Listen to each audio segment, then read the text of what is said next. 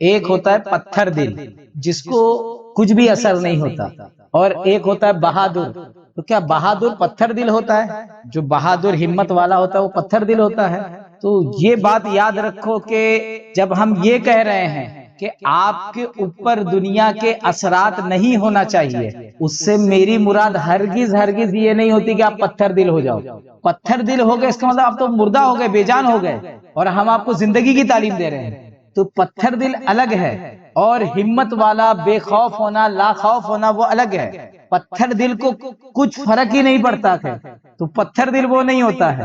اللہ والا جو ہوتا ہے وہ پتھر دل نہیں ہوتا، لیکن اس پر دنیا کے اثرات نہیں ہوتے۔ دنیا یوں سامنے آتی وہ ایسا سائیڈ میں کر دیتا ہے۔ دنیا سامنے آتی ہے، کیا ہے وہ، اس کو وہ دنیا کو ٹھہرنے نہیں دیتا، دنیا کے اثرات ہونے نہیں دیتا۔ پتھر دل نہیں ہوتا وہ۔ پتھر دل، ایک پتھر کو آپ کتنا بھی مارو اس کو کوئی فرق پڑے گا؟ پتھر ہے نا، اس کو کیا فرق پڑنے والا ہے؟ اس کو کچھ، اس کو تھوڑا لگنے والا ہے۔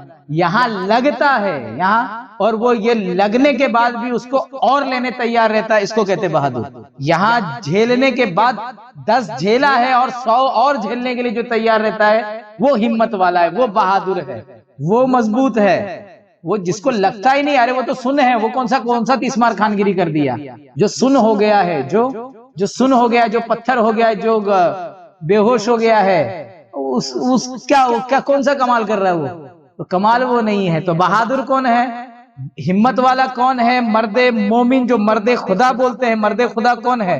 مرد خدا یہ ہے کہ ساری چیزیں اس پر آئے گی، ساری چیزوں کو جھیلے گا۔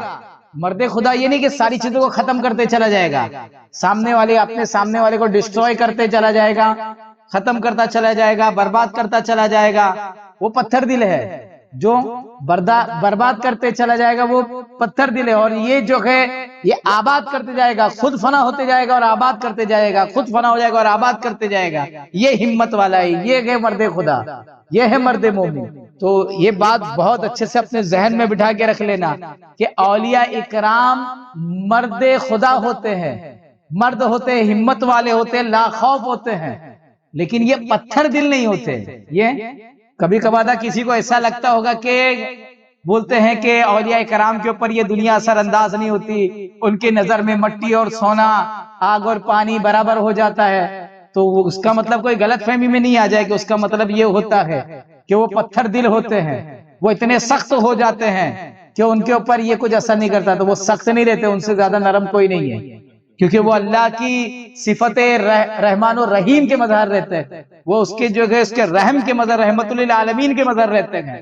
تو ان کے جیسا رحم کرنے والا تو کوئی ملے گا نہیں، ان کے جیسا نرم کوئی ملے گا نہیں، سخت نہیں ہوتے ہیں۔ تو وہ کیا ہوتے ہیں؟ تو پھر ان پہ اثر نہیں ہوتا، مطلب آپ کتنا بھی کرو وہ اور خود فنا ہو کر کے بقا دینے والے ہوں گے، خود مٹ کر کے لوگوں کو بنانے والے ہوں گے۔ وہ ڈرتے نہیں اس سے، کیا ہے، وہ مٹنے سے ڈرتے نہیں، وہ مٹنے تیار رہتے ہیں۔ وہ جو مٹنے تیار ہے وہ مرد ہے، جو مٹ ہی نہیں سکتا، تو اس کو کیا کرو گے تم؟ جو ٹوٹ سکتا ہے اور وہ ٹوٹنے تیار ہے وہ مرد مومن ہے، وہ مرد مذکر ہے، وہ مرد خدا ہے۔ اور جو ٹوٹ ہی نہیں سکتا ہے، لوہا ہے، وہ مرد خدا نہیں ہے، وہاں ختم لگ گیا ہے، وہاں کیا ہو گیا ہے، وہ سمجھ میں آ رہا؟ تو اللہ تبارک و تعالی ہم کو یہ سمجھ دے کہ اللہ والے یہ مرد خدا ہوتے ہیں، پتھر دل نہیں ہوتے۔